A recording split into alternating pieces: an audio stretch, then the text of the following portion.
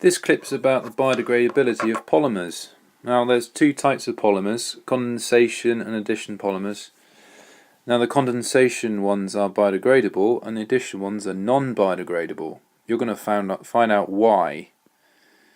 So condensation polymers are biodegradable because they have a delta plus, delta minus carbonyl group, which is polar, and the water in the ground can attack this delta plus carbon, and hydrolysis occurs. Hydrolysis is where the CN bond breaks in the, for example, the polyamide, snaps here, and the carboxylic acid and the diamine are reformed.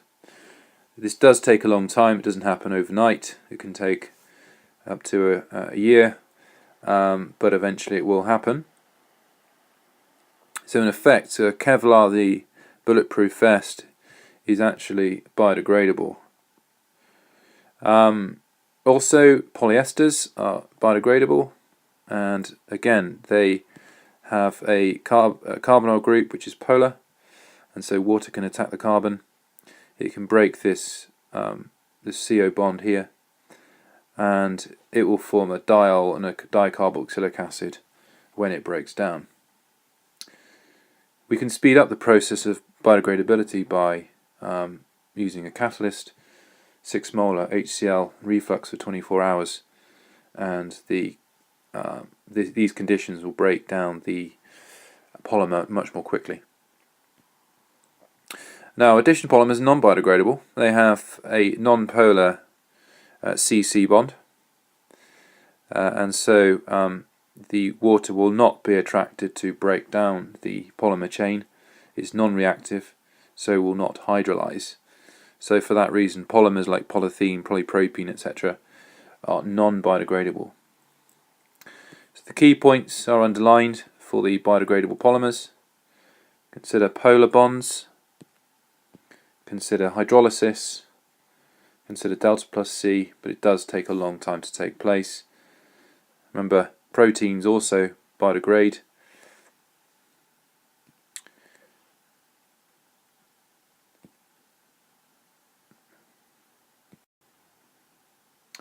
Now let's move on to recycling of plastics.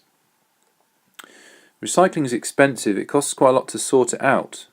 So people spend a lot of money in councils collecting, transporting it around our towns.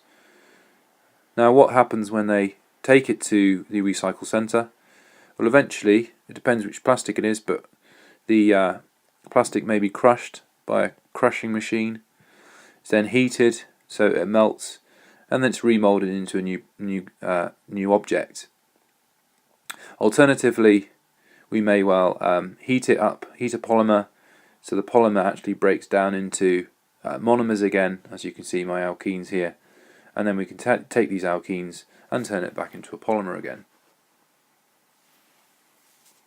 Now we need to be careful when sorting and processing, because plastics may well become contaminated, and we'll make products which are unfit for purpose. So a plastic bag and a calculator would probably make a poor product if we tried to recycle those two items together.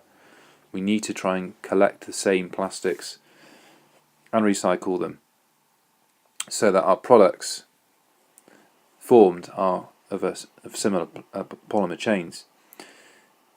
The advantage of recycling, however, despite the costs and the difficulty in contamination, reduces landfill. It saves raw materials, crude oil, for example. It probably costs lower than making it from scratch. When you think about cracking of crude oil to make an alkene, the energy costs requiring to make the alkenes, it reduces carbon dioxide emissions by plastic not being incinerated. However, landfill is used for plastics, and it does take up a lot of space. Large areas of land are used, but it is very cheap. It's a very cheap method. Collect it, dump it. It releases quite a lot of methane gas. Well, we can actually use the methane gas, but if it's not used correctly, it could cause problems. Plastics can also leak into the water supply or their products can leak into the water supply and can contaminate. We can burn plastics to release energy to generate electricity, but this also produces some toxic gases as well. And we can limit this by using neutralization and items called scrubbers to get rid of the particularly bad chlorine fumes in these toxic gases. Other solutions to the problem of plastics, well, we can reduce the amount of packaging. Food in there, you ever notice there's lots and lots of layers of packaging, we can reduce that.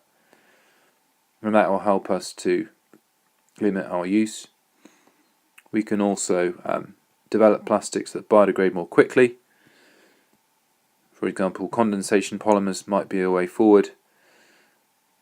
Or we can reuse the plastics as well. So that's the last thing that we can do. Reuse our plastic bags rather than making new ones.